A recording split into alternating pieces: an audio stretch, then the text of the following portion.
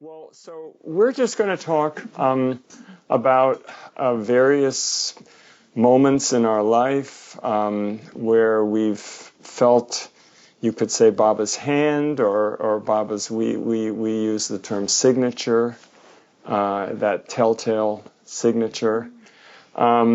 And just various reminiscences. We had the opportunity, because I was a scholar of India and professionally, I got to spend, we all got to spend quite a few years in India. And although we were not based in Ahmednagar, we would go there regularly. And we got to spend a lot of time with the Mandali, and beginning in the 70s and all through the 1980s. So we do have some reminiscences of those experiences to share.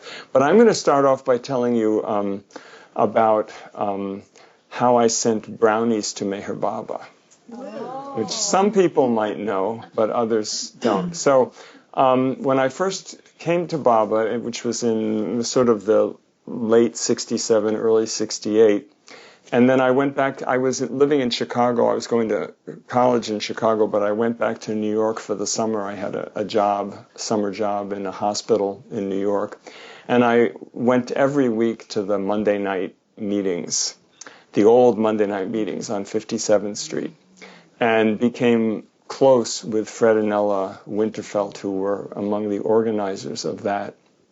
And I always call them my godparents, because they were like that for really both of us.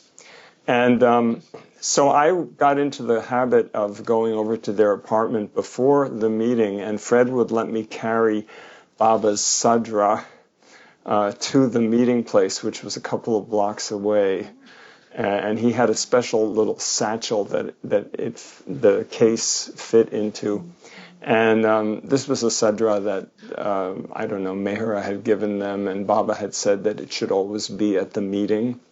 I guess it's probably in Meher Baba House now. Anyway, but I got a big thrill out of walking down 57th Street, with traffic and people on the sidewalk, and thinking, if these people knew what I'm carrying, wow. It was this awesome thing. And then after the meetings, the younger people would go over to Fred and Ella's apartment, and Ella would serve apple juice and cookies. And we would all sit around in their living room, and, we were eager for anything, any whiff, as Phyllis Ott would say, of Meher Baba, and we would press them with, questions and ask for stories and reminiscences. So this is the time, the end of 68 summer, where we were all waiting with bated breath for Baba to call people to come for darshan, to see him. And in early September of 68, the 78th family letter arrived. And everybody was hoping that it was going to announce a darshan program that the young Westerners could come to. This is our granddaughter, Francesca. And we're all here because she is going to celebrate her 17th birthday in a couple of days, and she wanted to be at the center for celebrating. So, yeah.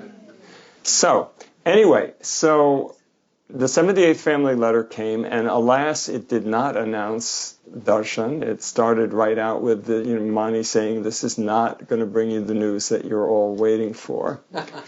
But it did announce that Baba had finished his seclusion work. And it was the letter in which he said his work was finished 100% to his satisfaction, and the results would begin manifesting, etc. And it said that no one was to come yet until called, and it also said that the ban on correspondence was to continue. No one was to write to Baba. But it didn't say anything else about restrictions.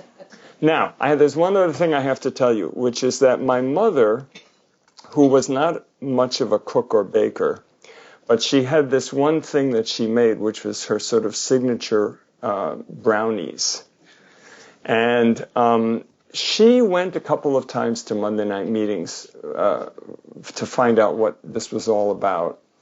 And she felt that it was not right that Ella had to buy all these packages of cookies every week.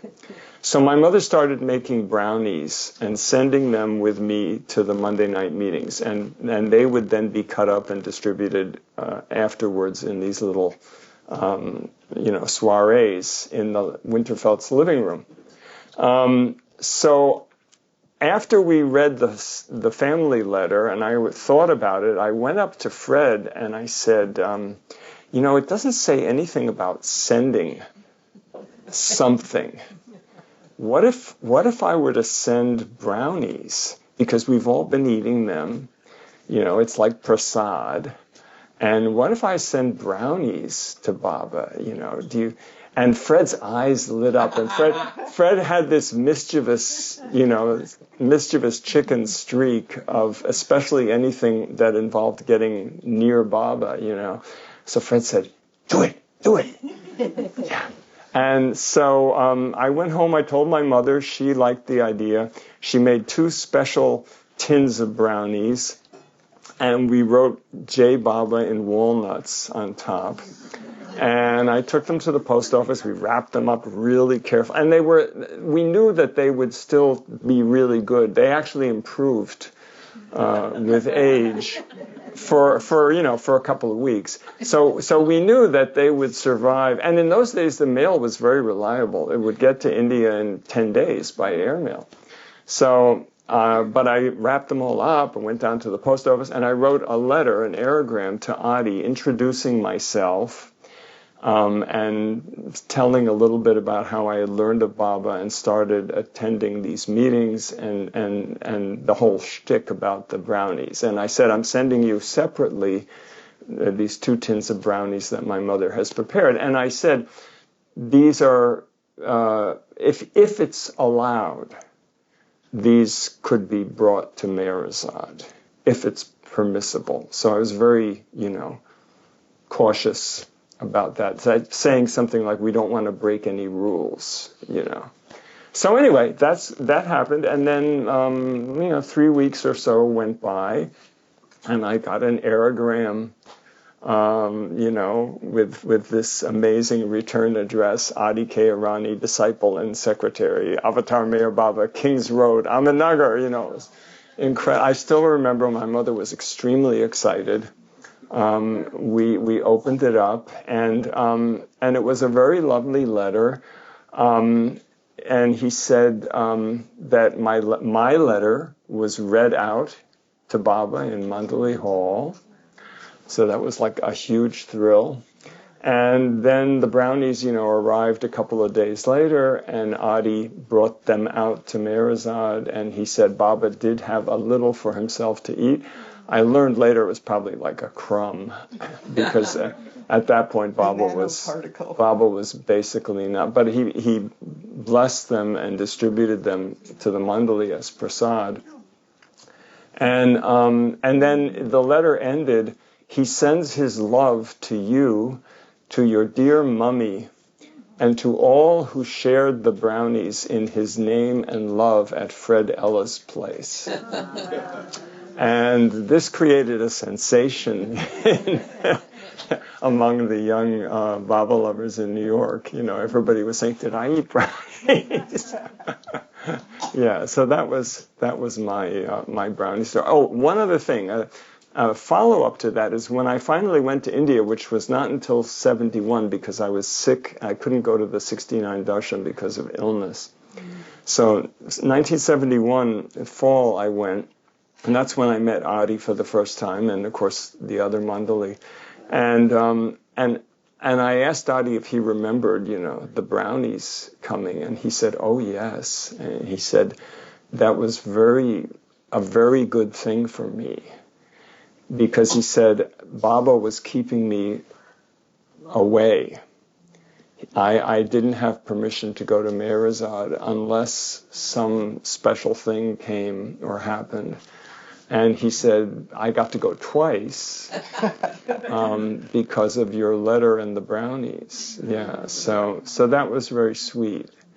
He also told me that he would, when he would come back from Merazad, he would often lock himself in his bathroom and cry because Baba was not, was saying him, Baba would make comments like, has that man come again?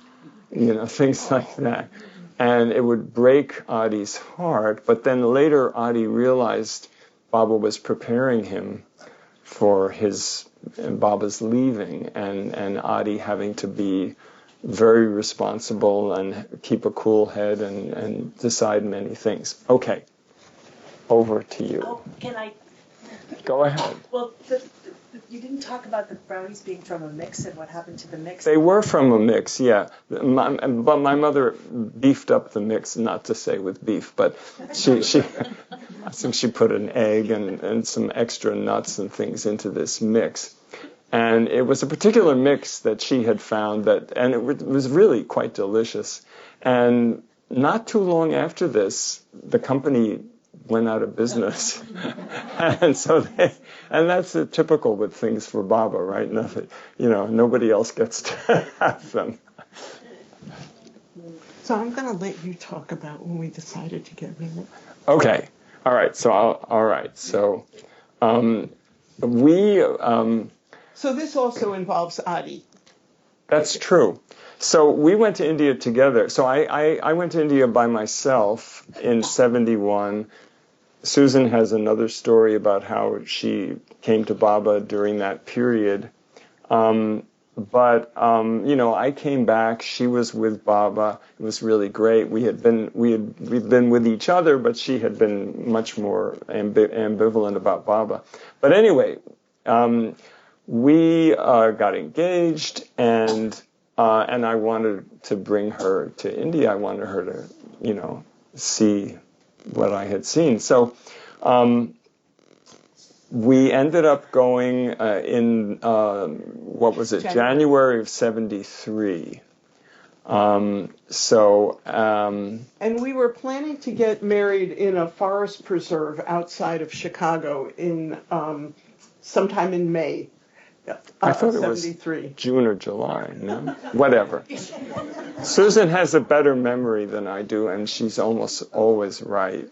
So, anyway, so we were going to get married. We had our families involved and all that, but we went to India, and while we were there, we were for a month in Nagar, and in those days you stayed in Ahmednagar, except maybe for a few nights out at Mehrabad, and people rented bicycles, and we bicycled to Mehrabad or Merazad, but it was wonderful. The Mandali were very available, and anyway, we had a wonderful time. And while we were there, we started thinking, gee, it would be nice to get married here in India. And we made some inquiries and what would be involved in doing it legally, and it became kind of complicated. We heard you had to, by Indian law, you had to declare your intent X number of days in advance, and just to get a civil marriage was, eventually we realized we couldn't do it. We weren't going to be there long enough, and we had ordered wedding clothes from a tailor in Nagar. Susan ordered a white dress that she had made that was very pretty fabric, and I got a white suit that was ridiculous. Especially because even after taking my measurements over and over and over again, and emphasizing how tall and thin I am, the tailor made it so that the sleeves came up to here and the pants came up. So it was this ridiculous looking thing. But anyway, never mind. But these were going to be our wedding clothes for, back in the States. And then one evening, we were outside this sleazy hotel lodge that we stayed in Nagar, the Dalit Lodge. Oh, God. Yeah. And sleazy but wonderful. Many wonderful. Called it sleazy, but anyway, it Well, was not upscale. Dodgy, whatever, yeah. I didn't think of it as sleazy. All right, there you go.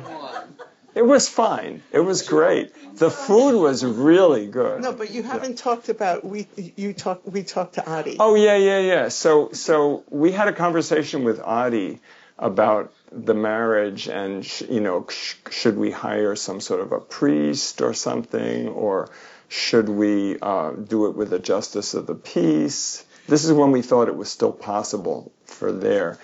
And Adi said, "I tell you, sir." Whether a priest marries you or a justice of the peace marries you, the truth of the matter is she marries you and you marry her. And so why don't you just do it? And so we actually asked him, we said, do you think we could marry each other in the samadhi? And Adi, famously said, "Don't ask me that. Just, if you want to do it, just do it.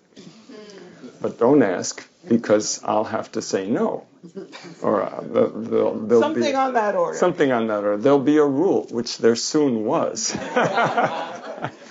So one evening, we were walking outside the Dawlat, and there was this Islamic moon.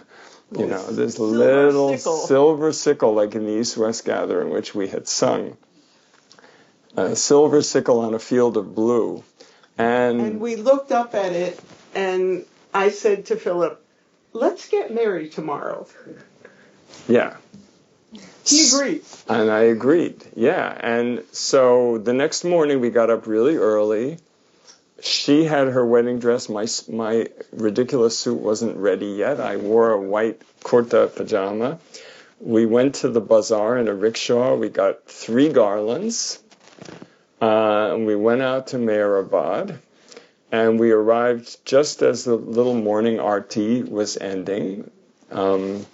And it was, in those days, it was just a handful of people there. And without saying anything, we just walked up the hill. We walked into the samadhi. We put a garland on the samadhi. We garlanded each other. And we'd written some vows. And we said the prayers. And we said the prayers. And we stood there and we did the prayers. And while we were, go ahead. And the issue with the prayers was it was so solemn. I mean, it was such a heavy occasion. Well, it hit us. It hit us what we were doing, and here we were saying these vows and saying the prayers in the tomb, and we kept missing words, and we were. Well, there was a point at which I giggled. Yeah, and yeah. And it wasn't like disrespect or anything. It was just like. And Rhoda Mystery were outside, and they did not miss a beat. And every time we missed a word, there was the word from the outside. And it was just something about the solemnity of the occasion. Yeah. And this occasion was photographed. Actually, we were just talking about Cheryl and Rick. So Cheryl Chapman was there. She took a movie which I seem to have lost like years ago. And, really? And but we do have a picture that she took of it. And, yeah.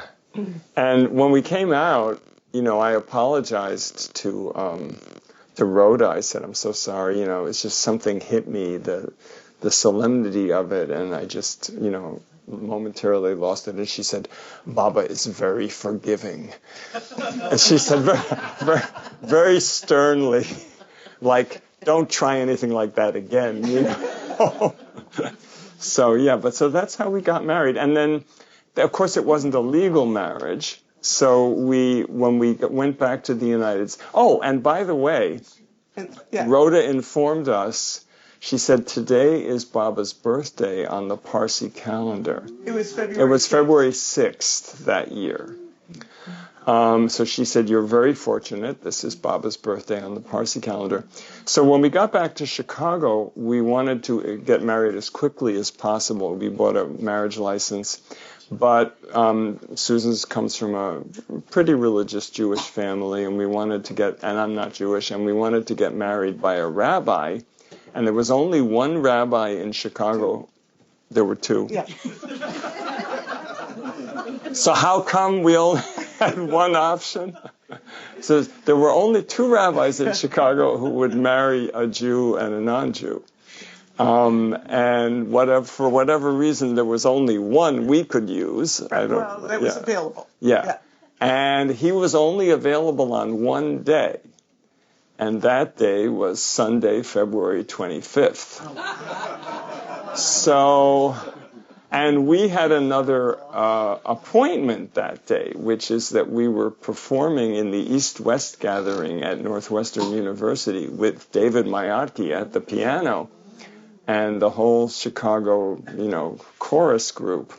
So we had to cram in our wedding beforehand. Yeah, so we got married in the morning, and then we went immediately in our wedding clothes to Northwestern and sang the East-West Gathering, which was a wonderful way to celebrate one's wedding. Jai Baba. So then I'm going to go on to some other events. There are many wonderful things that happened in the course of hanging out with the Chicago group. 4 years later, our daughter Mira was born on July 10th, and bringing Rhoda Mystery back into this. So I did not keep silence on July 10th while Mira was in the process But it was of being born. It was a 3-day labor. Right. So she wasn't supposed to be born on July 10th. Right. Yeah. And the night before, Sally Lynn and Janet Luck were over at our house, and Janet was singing to make the baby come faster, and Sally was drawing me, I guess, and so we completely lost track of what day it was. We lost track of time, and so on July 10th, I spent a lot of the day cursing.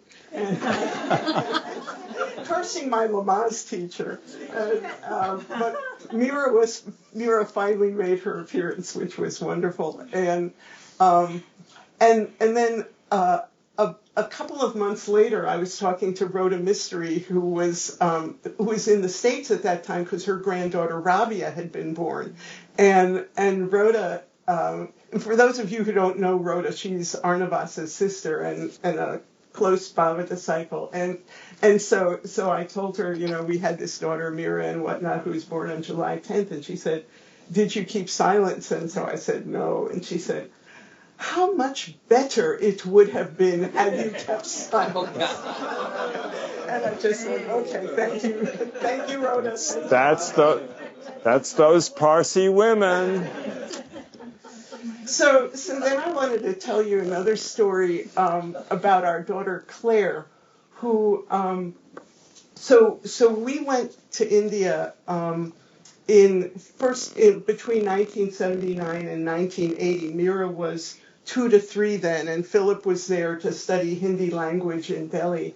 And then we were there again from 82 to 84, and our younger daughter Claire was 1 to 3 during that time, and we spent part of the time living in Benares, part of the time living in Missouri, which is a hill station, and during when we were living in Benares, at a certain point we went south, and then at some point ended up in Mehrabad, and I was there with the 2 kids, and Philip went back north because you had work to do, and then I went, I took both kids, took the train with them, which was like a 24-hour train ride back up to Missouri because I had some work at the school that we were working at up there. And we went to Dehradun quite a bit. We went to the Baba lovers in Dehradun. So on February 25th, I wanted to come to Delhi from Missouri to spend Baba's birthday with the Delhi group, who we had gotten to know over the years, and we were very friends with.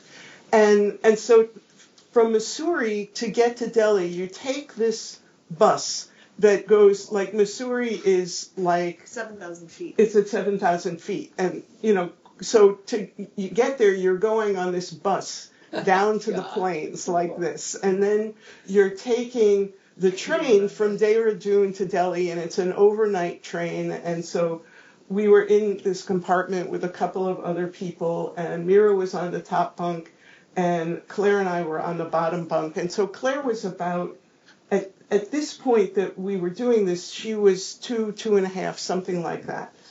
And a little before 5 o'clock in the morning, we came to a stop, and the lady on the other side and her daughter got out of the compartment, and of course that woke Claire up, and that was the bane of my existence when Claire would wake up because I was trying to get her to sleep. We wanted to sleep all the way to Delhi, and I was facing in, she was facing out towards the other berth, and she suddenly said, and this is February 25th, around 5 in the morning, she says, "I see Baba.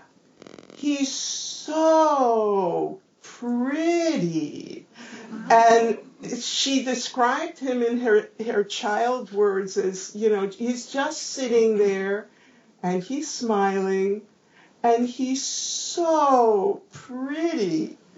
And meanwhile, I'm facing in, and I'm going, do I turn around? Don't I turn around? And it was like, this is hers, and if I turn around, I'm not going to see him. It's for her. But if I don't turn around, I'll never forgive myself for not turning around.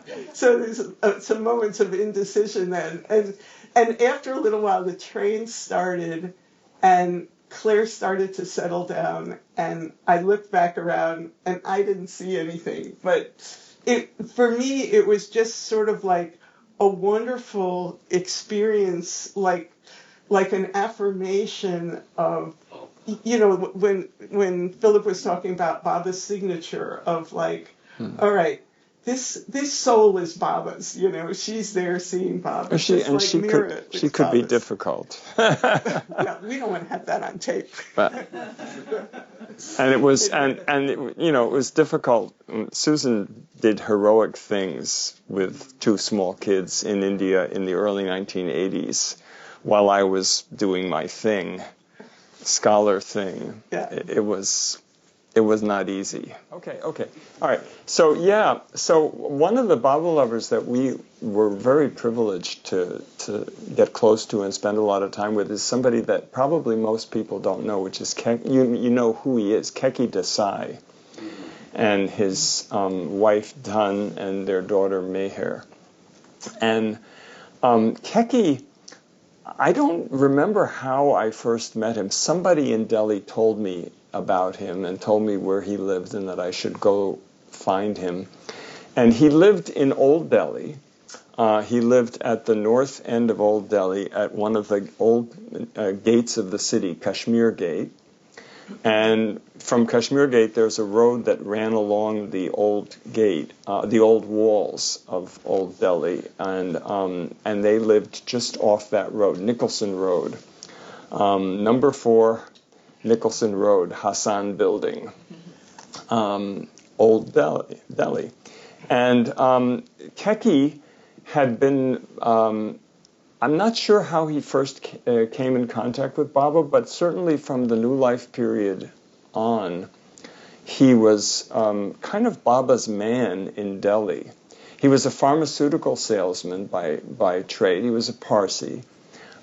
He was one of these 100% staunch, pillars of Baba.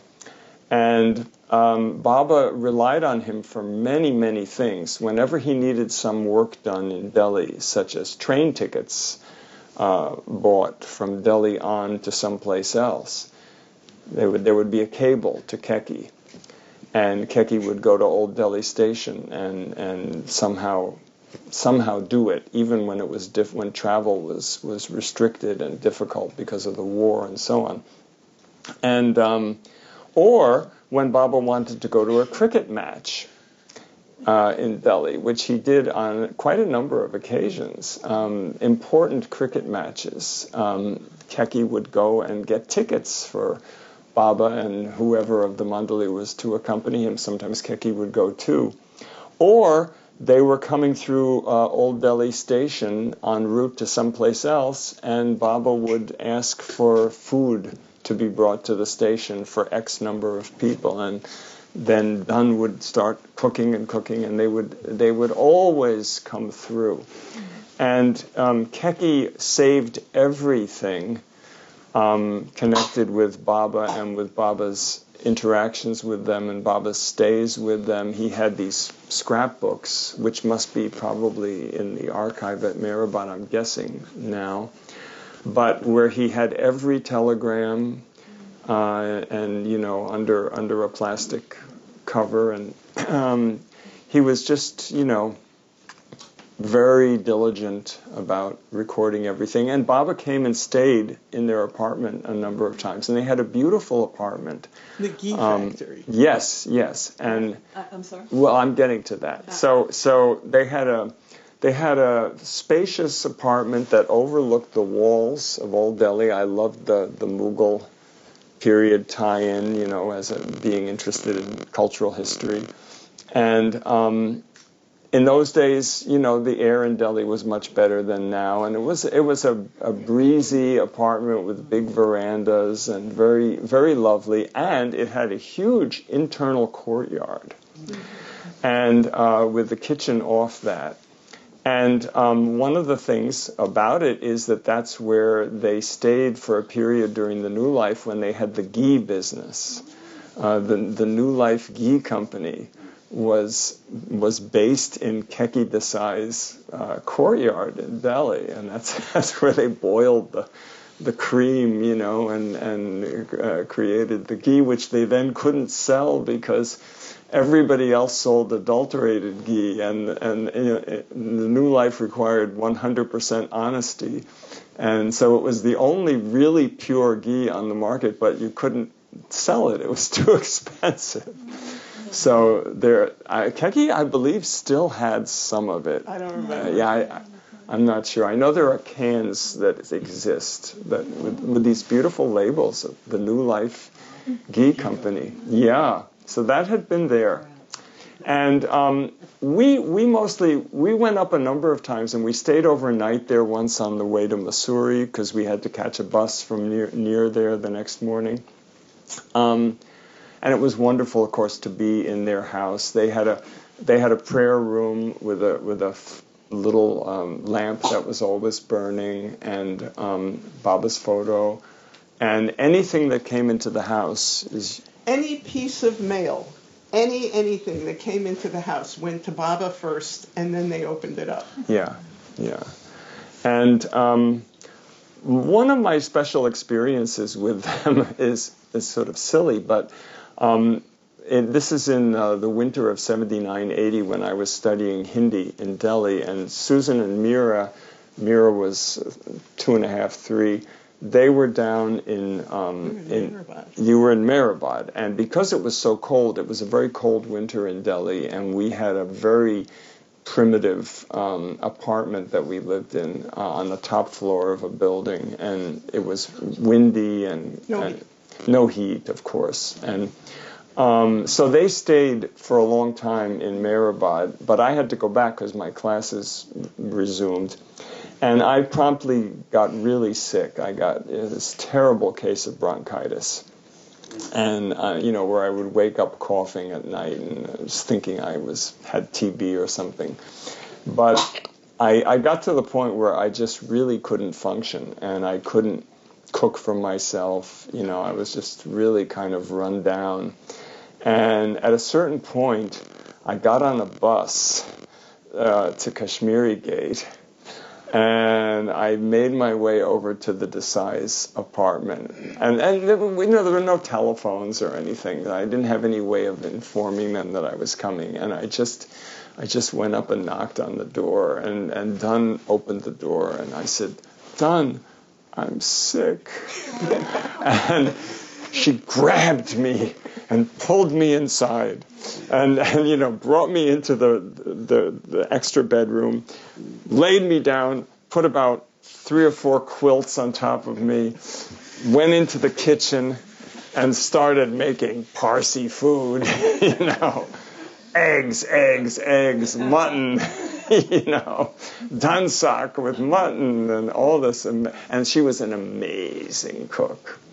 And, they got me back on my feet. And I was there for several days, and it was very lovely and just, special being with these people. Yeah. Wow. Okay.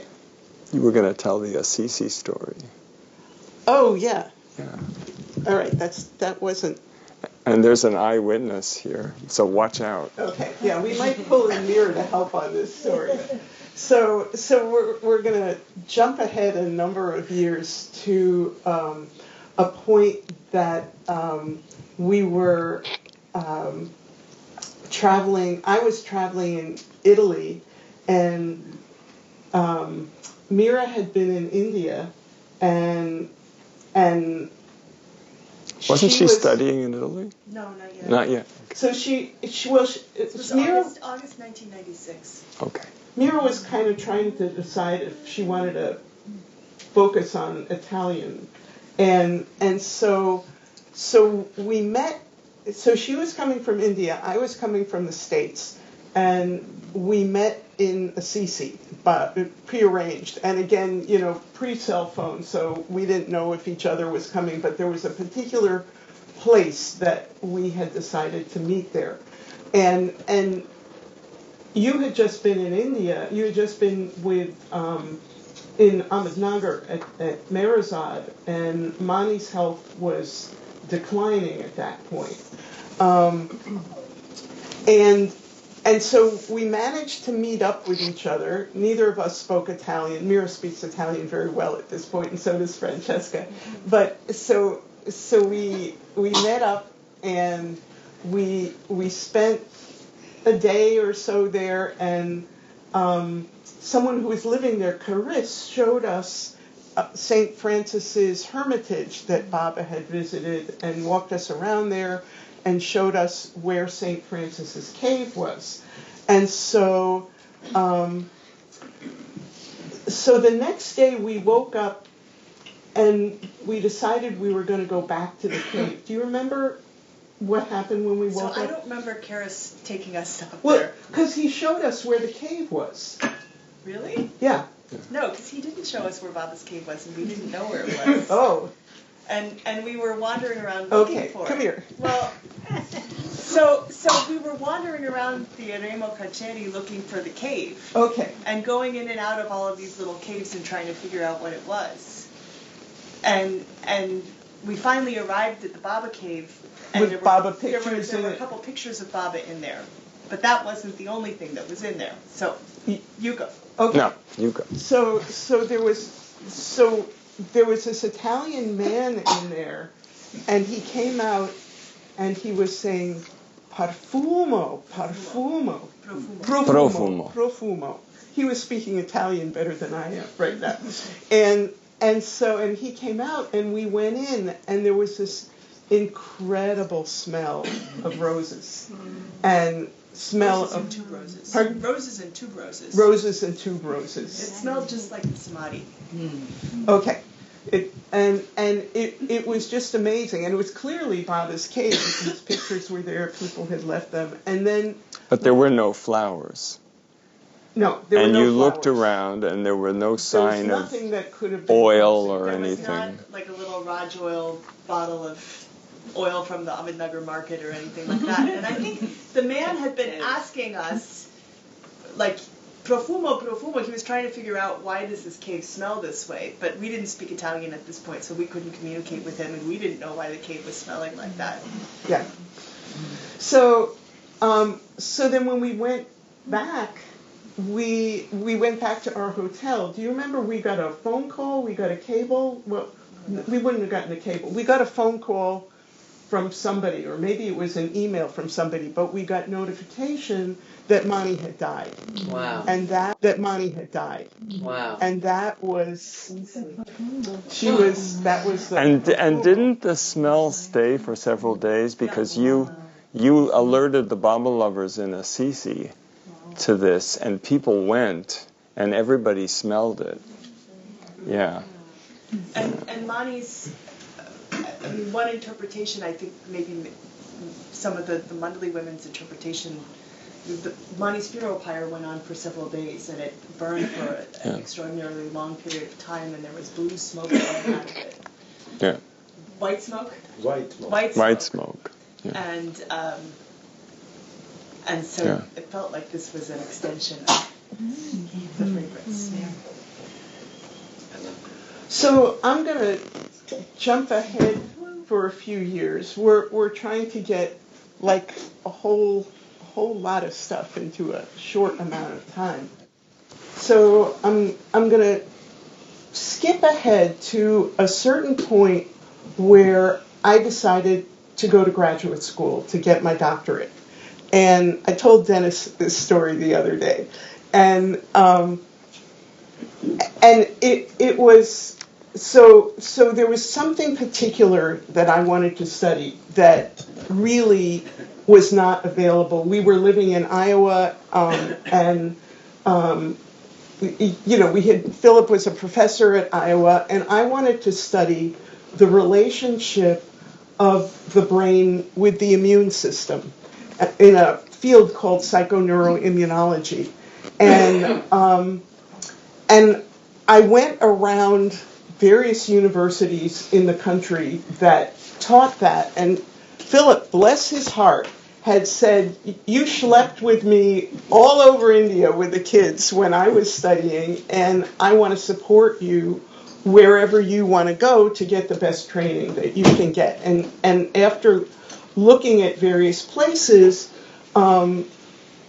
and I applied various places, and I was accepted at the University of Miami, which, as you know, is a long way from Iowa.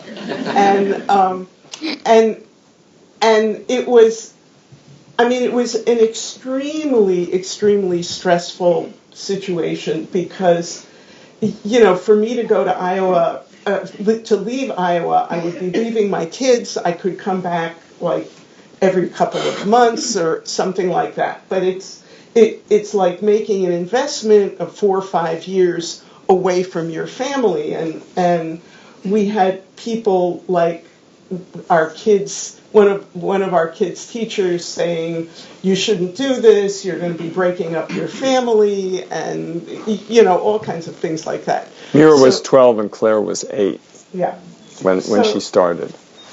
So I had been accepted at the University of Miami. I went down on an exploratory visit to Miami, and that was the program that I was most interested in, that was like the most exciting to me, to be able to learn and do the kind of things that I wanted to do. And so I was picked up at the airport by one of the faculty there. And, we were driving along. We had this very pleasant conversation, and in the course of the conversation, I told him that, what does your husband do? Well, he studies Indian studies, and so, we got into conversation about that I had lived in India for several years. And so we're coming into the parking lot, and he said, well, my brother's very interested in India, and he goes to a place in India called Ahmednagar. Oh my God. And so I looked at him, and this guy's name was Professor McCabe. And so I looked at this guy, and I went, is your brother named Dennis? And he practically fell out of his seat and crashed into the car. We're in a parking ramp at this point, and he just went like totally incredulous. He had like two worlds colliding, his professional world and his family and brother's Meher Baba world. And so he said, you know my brother? You know my brother? And I said, oh yeah, we're good friends for a long time, because Dennis was part of our, we were connected from way back with Dennis in Chicago. And so, so the two of us were both a little bit shaken by this, and I, went through my interview there, and I ultimately decided to go to Miami, but part of it was like, there was something like too uncanny about this coincidence, and it was just sort of like Baba saying, it felt to me like Baba putting his blessing on this totally outrageous activity that I was planning on doing. And indeed, I mean, there were many amazing things that happened while I was there, and we did stay close to our children, which was great, and the family was able to get through that. But so there's another piece to this, which is that the first semester that I was there, so Claire came down. Claire was 8, and she was staying with my parents, who lived in West Palm Beach, and bless their hearts, they had her live with them for that year, and again for another year, a couple of years later, and so they helped make it all possible. And Claire would come down and visit me every weekend, and one of the things that we would do, we had planned to go see Mira and Philip, who were in India at that point. Philip was on a Fulbright all year, and Mira was in boarding school in India. And so we were planning to go see them, and we would go to Miami Airport and watch the British Airways jet take off, because that's what we were going to fly in. And so indeed, we did go to Ahmednagar over Christmas break that year, and I told this story to Eruch, and Eruch was very intrigued by this story. And when I was leaving, he said to me, give my blessings to people there, to the Miami group, and give my blessings to Phil McCabe, Dennis's brother. And when I went back to Miami and told Phil that, and Phil is, like a neuroscientist, does, running rats in mazes and stuff like that, looking parts of the brain, and Phil said, Eruch thought of me? Eruch remembered me? And he was really, really touched by that. So it was just, one of these links that comes around full circle.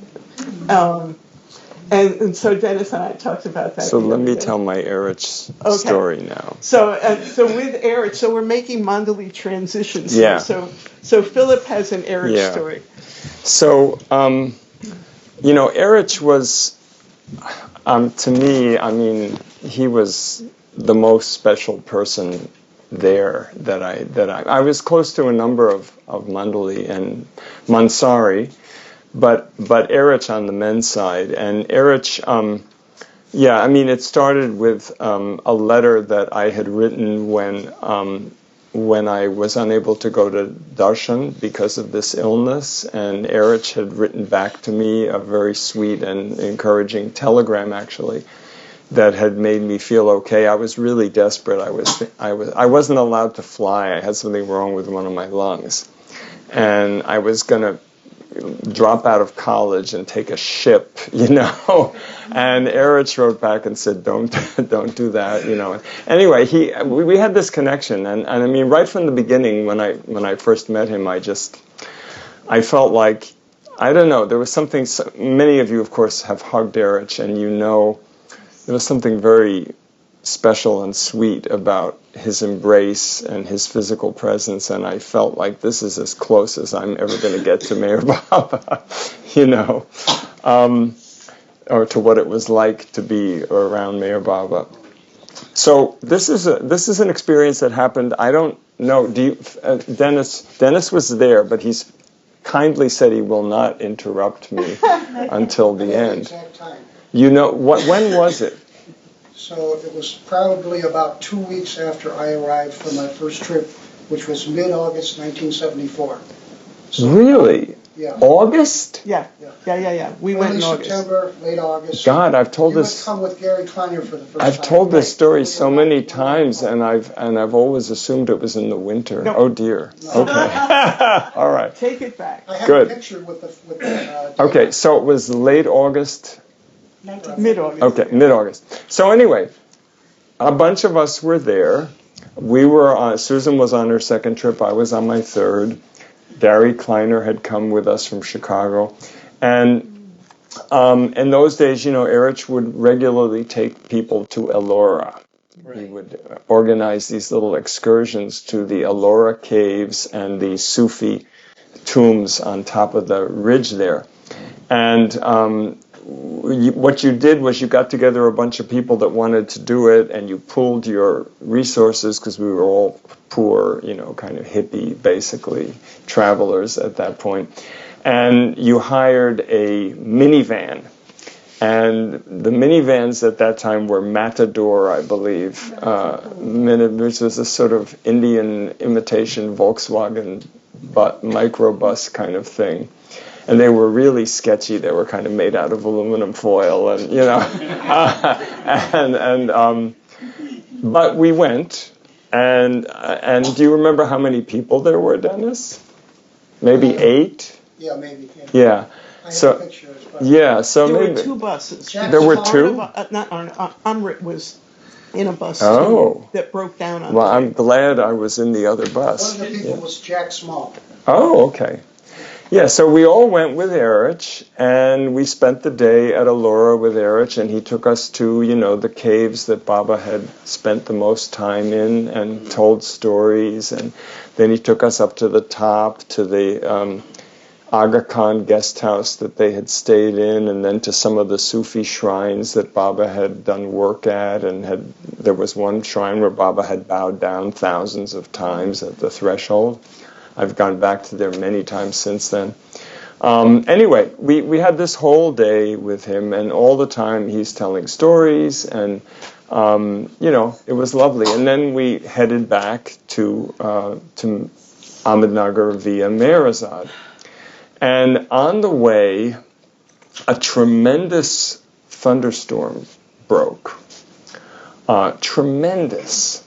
And just rain coming down in buckets. And the Matador van, of course, had no windshield wipers. I don't think they even made them. Yeah. So there were sheets of water coming down the windshield, and it was completely impossible to see anything. And the rain was pounding on this thin, metal roof of the van, thunderously, and we're all sitting inside, and the driver, basically stopped and just started kind of creeping along the road at, a couple of miles an hour.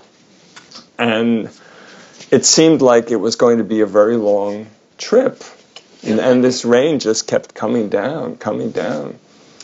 And somebody said, Eruch, tell us a story. And, Eruch, you can imagine Eruch sighed, right? And he was like, oh, all day, whole day I've been talking, what do you want? Why are you bothering me? He didn't say that, but, what is there to tell? I told you all the stories about Elora, And then somebody said, and don't interrupt, but maybe you'll remember who it was. It could have been me, but I don't know. It was one of us said, okay, don't tell us a story. Just tell us about an ordinary day with Baba at Mehrazad in the later years. And I still remember Eruch looking kind of incredulous. And then everybody said, yeah, tell us about that. And Eruch said, what do you mean? What, you want to know what time he got up in the morning, and what kind of soap he used, and what kind of toothpaste he used. And I mean, he was like, why would you want to know trivia like this, right? And of course we did. And everybody said, yeah, that's what we want to know. That's what we want to know. And Eruch said, well, why? And then, I don't know, somebody said, because we weren't there. And you were there. And Eruch sort of sighed, in that Eruch way. But then, of course, he obliged. And he started talking. And he said, so at about 5 a.m., he would clap. And we would come rushing in. And then he went through this whole thing of the morning routine, bringing bottled water to warm water to wash his face with, and how he would make a mess. He would go like this, and water would go flying in all directions. And, and then he would call for toothpaste. And of course, Baba didn't have hardly any teeth. He had lost his teeth, but he would still brush his gums, but with his finger. And so he would describe how this toothpaste, which he told us what brand it was, Four Hands toothpaste. And of course, everybody rushed to the bazaar the next day and bought Four Hands toothpaste. And what was the soap? There was a what? One of them was Pears. Pears soap. Yeah. Which is the soap that Baba had used. Anyway, so and Eruch said the tube of toothpaste would be brought, and Baba would go like this and give this huge squeeze, and a huge blob of toothpaste would come out in his palm, and then he would take it and go like this. And Eruch said, I always would wince at the waste of toothpaste. And he said, do you believe that I thought that?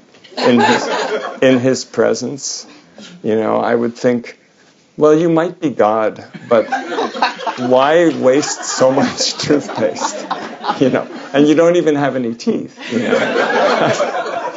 and it was like this, and we were laughing, and then there were other details, and some of the details people were crying.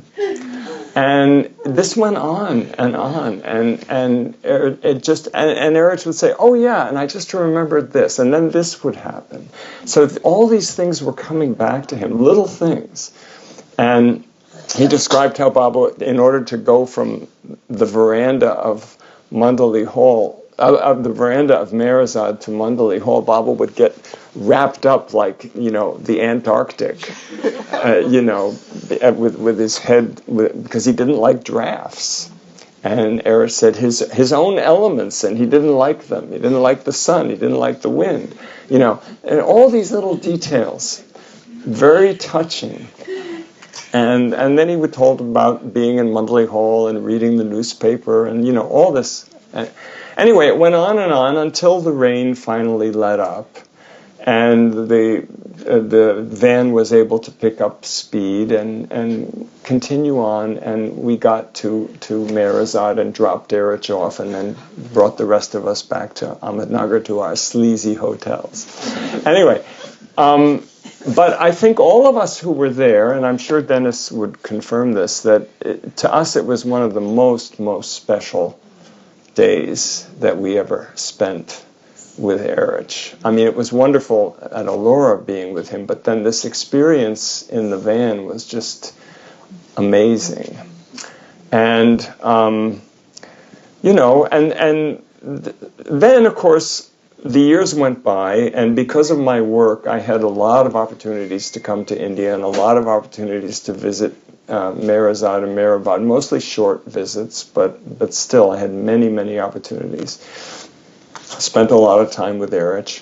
So fast forward now to around 1998 or 99. I was on an academic business trip to India, and I had about a week that I could go to Meherabad. And Eruch was old, and he had that condition, myasthenia gravis. It was difficult for him to speak. Increasingly in Mandali Hall, he was asking other people to talk, tell your story, and and of course, I always remembered him as, the ultimate storyteller. I dedicated my book about Hanuman to him as the great storyteller.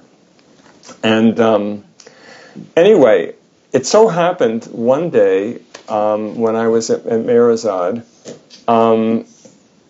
I got a message that Bal Natu wanted to ask me something, wanted to talk to me, and could I stay after the bus left? And they would arrange a rickshaw for me back to the Pilgrim Center. So I was very excited, and I felt very important, and I waved everybody goodbye on the bus, and I got to stay. It was like midnight at the museum kind of thing. What goes on at Merazad after everybody's left? And I waited and waited and waited, and Bal Natu was talking to somebody, and nothing much happened. I waited. It was very quiet. There was nobody around. And finally, Bal Natu did call for me, and I forget what it was about, but it was something that seemed really unimportant, and I couldn't really quite imagine why he had asked me to stay. And then we were finished, and I came out, and Eruch was sitting on the veranda in what I always think of as Pendu's chair, the chair under the clock and under the sign, Meherazad visitors, please leave by. And the time kept getting moved up, right? Yeah. But he was sitting there in that chair, in that Parsi chair with the arms that swung out and you could put your legs up, and he was just sitting there like that with his eyes closed, and there was nobody there. And I sat down in the chair next to him. I think I said, Eruch, it's Philip, might I sit here with you for a little bit? And he nodded. I sat down. And I thought to myself, he's on the way out. He was talking all the time about waiting for his visa, and I thought, I may not see him again. This might be the last time. And it was one of my last days there. And I said, Eruch, there's something I want to tell you. And I know what you're going to say. So don't say it. just let me say what I want to say, and just take it in. And I said, I just want you to know, I know that everything comes from Baba, and I know that everything is his, and you are his, and we are his, but I want you to know how much it has meant to me to be with you, and to Susan and me, and how important that has been to us in our lives. And your inspiration and your example has just meant the world to us. And basically I told him that I loved him. And he just sat there. He didn't say anything. And then he took his hand and he moved it slightly, and he put his hand on top of my hand on the arm of the chair that I was sitting in. And he gave a little squeeze. So that was like saying, thank you, or I heard it. I heard you, confirming. It was a very, very sweet moment. And then he said something that floored me. He says, do you remember that day? And I had no idea what he was talking about. I mean, what day? I've been coming for 25 years or 30 years, And he says, do you remember that day? And I had no idea. And then he said, in the van. And of course, immediately, I remembered. And he went like this, and he said, those were the days, brother. Those were the days. And my mind is reeling, like, this man was with Meher Baba for almost 40 years. And he's remembering being in this van with a bunch of hippies, and as those were the days, what is this? And then Eruch said, I had lost him. And you all brought him back to me. Yeah. And I remember it, then suddenly it all kind of fell into place that what we were looking for, which was Meher Baba's humanity, made him more conscious of Meher Baba's divinity, which is what Baba had said to him would happen. After I drop the body, you'll see my divinity, and others will come wanting my humanity, but you see my humanity, and you don't understand. And that experience of telling those little tiny details of everyday life had been a very, in some way a very therapeutic or cathartic experience for Eruch. And I had never really understood that before. So that was really special. And now Dennis is going to correct me and say that this actually didn't happen that way at all. I'm just going to add that at that time, he had said, I don't know if it was in the van or not, but he had said, we had used to ask Baba, why don't we, the Mandali, experience your divinity? Oh, yeah. And he said, you, the Mandali, your fate is my humanity. You take care of my body. But someday, those people will come with love. My children want to know about my humanity. Will come. And then through them, you will experience my divinity. Yeah. And he said that at that You will at that see time. in their eyes. The thing that happened to him in that van.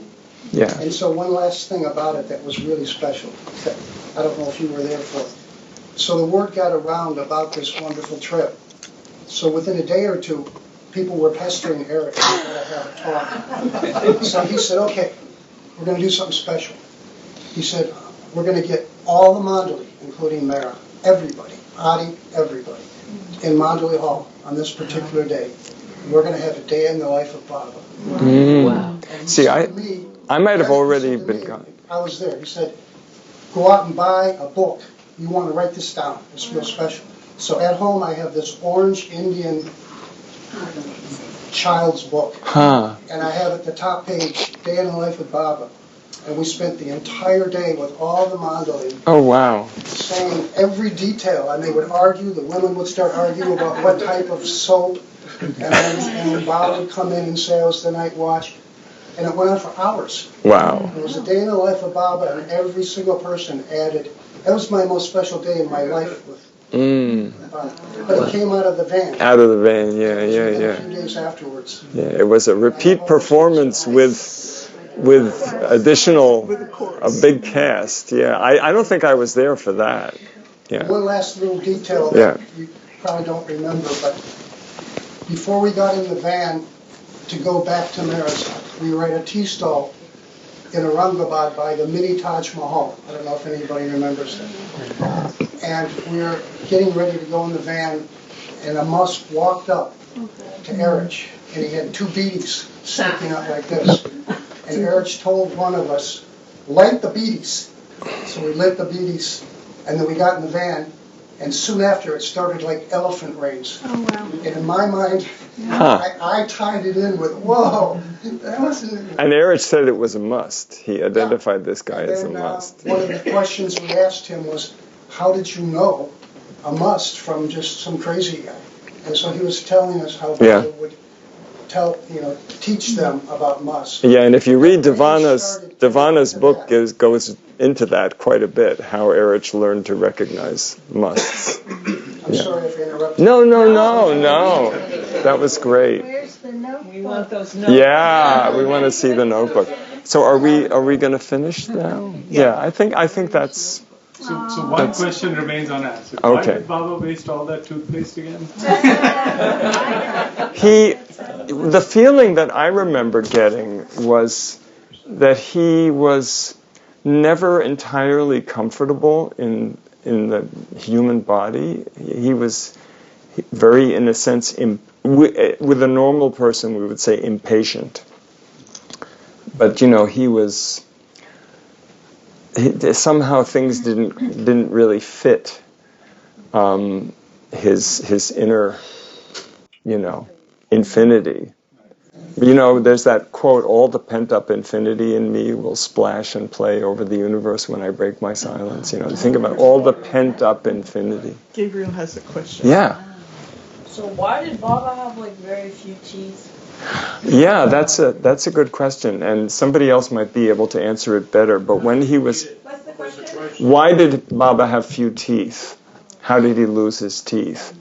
And my understanding, and correct me if I'm mistaken, but when he was a young man and he went through these very intense spiritual experiences, when his divine consciousness was unveiled, he would sometimes pound his head against the floor, against a stone floor, repeatedly, because he said that the pain of coming back to worldly consciousness, gross consciousness from this kind of divine state was so intense that he would alleviate it by pounding his head on the floor.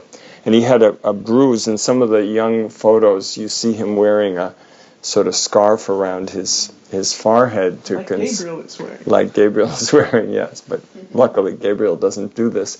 But to conceal this bruise from his mother. But in the course of that, his teeth became loose and eventually, fell out. Does that fit with what other people have heard and read? It's the same thing. Yeah. Wait, Yeah. so And he had a set of false teeth, but he didn't like wearing them. So he would rarely use them. And eating would Yeah, well, rice and dal was mostly what he ate, so he liked soft stuff. Yeah. Good question. Can I ask a question? Sure. I mean, being born in the West and traveling all the way and spending so much time in the East, right? So obviously Baba has put up a center in the West, so not everybody needs to go back to the East all the way, right? But how do you feel about the difference of culture and how did you overcome all of these difficulties? Well, I mean, for whatever reason, whether it's past lives or whatever, I felt very at home in India when I first went when I was 21. And I wanted desperately to go back and spend more time there, and I contrived a career that eventually, it took years, but that eventually allowed me to do that. So I would say, I had a sense of belonging to both cultures. And, in some ways, in India, I would realize how American I was. But in some ways, when I was back in America, I would realize how Indian I was. And I remember the first couple of trips going back to the U.S. and having a kind of reverse culture shock, of oh my God, what are these people doing? And, why does everybody look so grim and armored? Swami Vivekananda has this very cute saying from when he was in the States, where he says, in America, in India, everything is miserable on the surface, but underneath it's quite happy.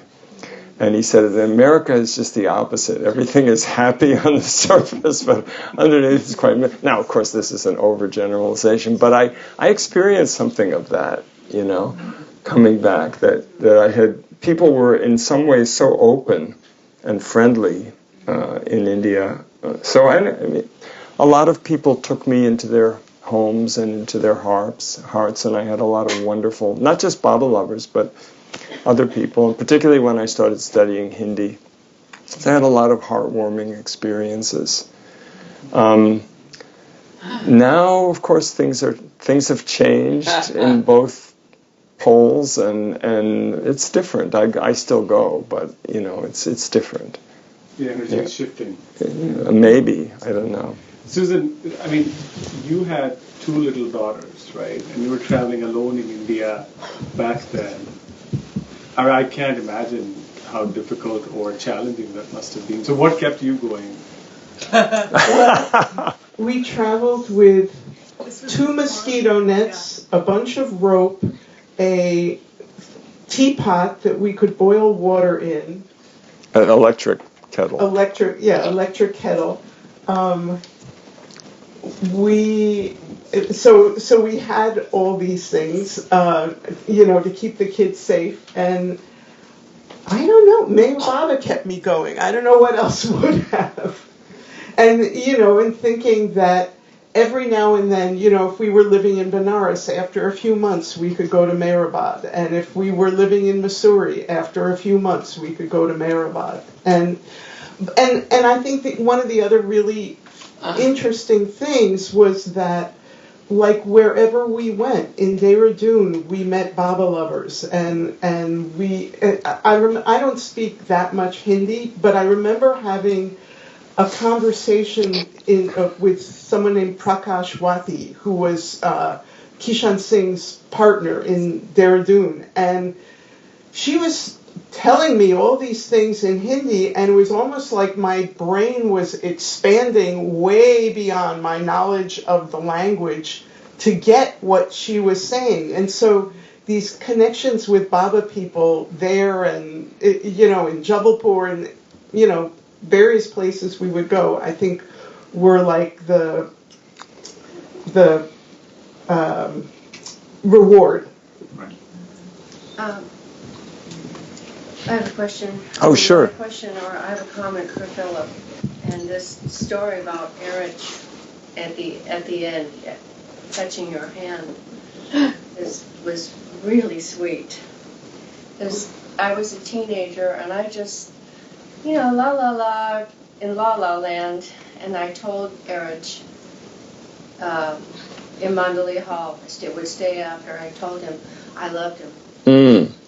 And he was like, get down at Baba's chair and go ask him for his love, And so, but he had me bow. It was just me and him. Right. He bowed down, asked for Rob. He said, now go to the porch.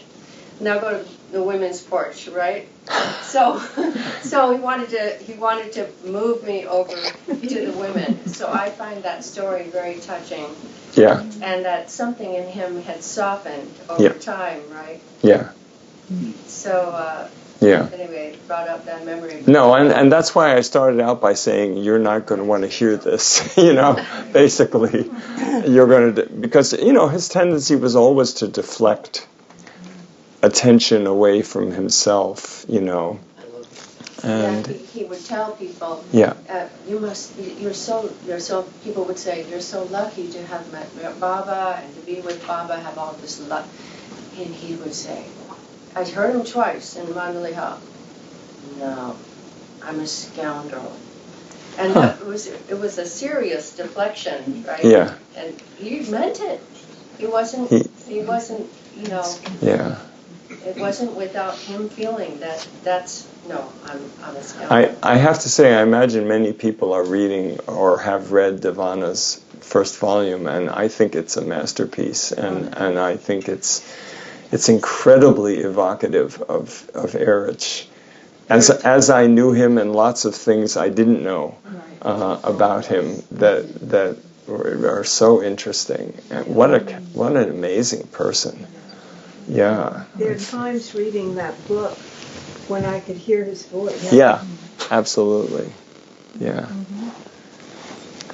Yeah, go ahead. Devana says she's going to put that story about the van in the book. Yeah, I wrote a version of it and sent it to her, and I think Dennis I sent her the picture. in some in some fashion she'll use it, because the thing that I realized was that Eruch. You need to send her the notebook as Oh. well. I realized that Eruch, he continued to evolve, to grow, to develop, and in many ways it was only after Baba left his body that Eruch had a chance to reflect on because he said he had no time to think before that. You know, he was always busy and at Baba's service. And but afterwards, you know, he began to really reflect on what he had experienced. Yeah. Well, it might be a bit of a long answer, but I know that you were one of the first, if not the first, Westerners to go to Baba's accident site. I remember hearing you speak about that. Right. The first Yeah. major meeting, the 50th anniversary in Prague. Yeah. I mean, that's where we were, and then the accident site. How much, so I have two questions that are paired. How much of the experience you've shared today had you already had when you went to the accident site? And then could you say just a little bit about being there, given your incredible history? my incredible history? Well, it is. I mean, you know. Repeat the question. Well, so she's asking about my visit to Prague, Oklahoma, which was in, I think, March or April of 1970. With two other young Baba lovers from Chicago, Chris Hudson and Dot, who is now Dot Cooper, then Dot Pierpont. And we were all students at the University of Chicago. We went for, Adi and Meherji had just been in Chicago, had given some talks. We had partly hosted them. And we had our own little Monday night meetings in Chicago that we had started a couple of years before. And anyway, for spring break, we went to the Southwest. We wanted to get out of the Midwest. And Dorothy was a skier, and we went to Aspen, I think. Aspen and then Taos, so she could ski, and Chris and I hiked mostly. But our whole plan was that on the way back, we were going to go to Prague, Oklahoma, and try to find the site of Baba's accident, which we had read about in, The God Man, the Purdom biography. And I was fascinated by it. I was fascinated by the idea of Baba saying that he had to shed his blood on American soil. And the idea of his, suffering and Mehera's suffering and all that. So that was, at that point, I had not been to India yet. So I had not met any of the Mandali in India. I had met Adi and Meherji because they were traveling in America. But no, I didn't go to India until after I graduated from college the following year. So anyway, so that hadn't happened. But to me, I had this notion of pilgrimage, and I wanted to make a pilgrimage to that spot.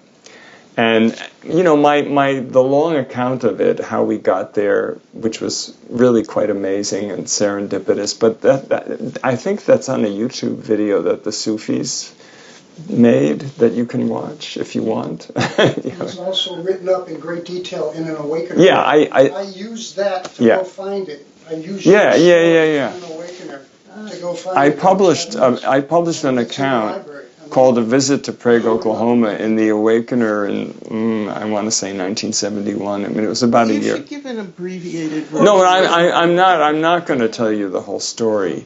But, I mean, the thing that was so amazing was, as far as we know, we were the first people to go there, because everybody kept saying, it was 18 years ago and nobody's ever come, and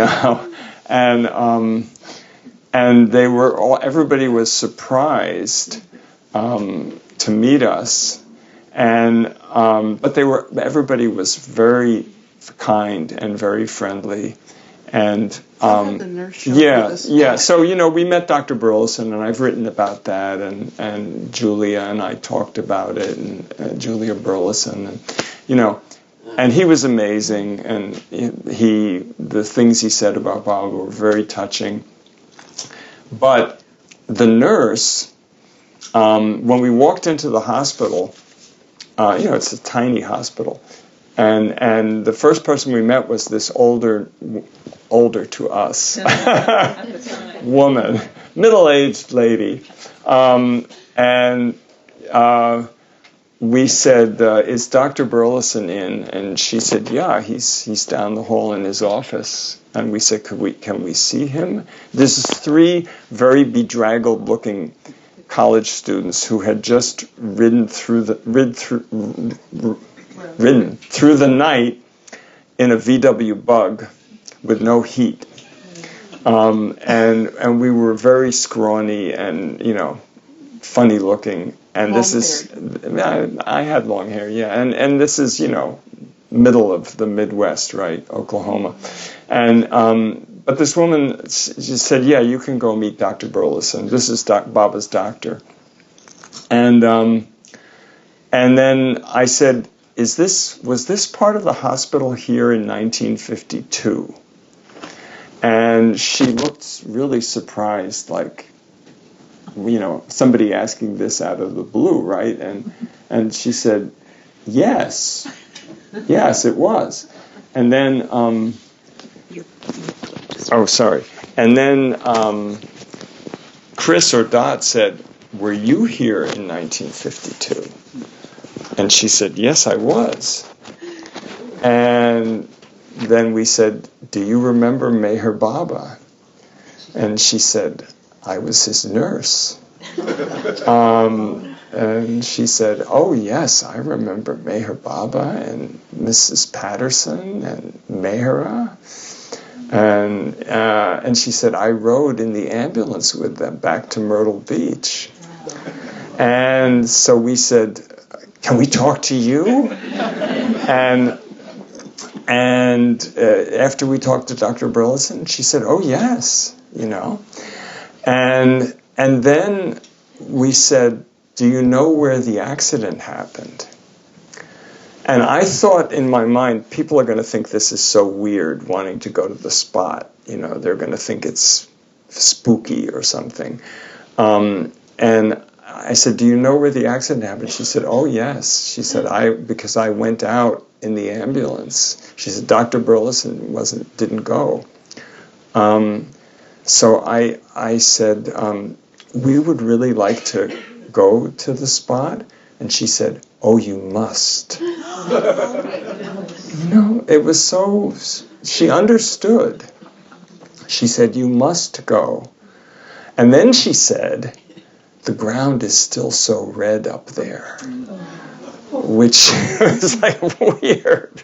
It's like out of a movie, Anyway, so that, and then she, when we were leaving, and we did talk to her, we talked to him, we talked to her, and when we were leaving, she gave us directions to how to get to the spot.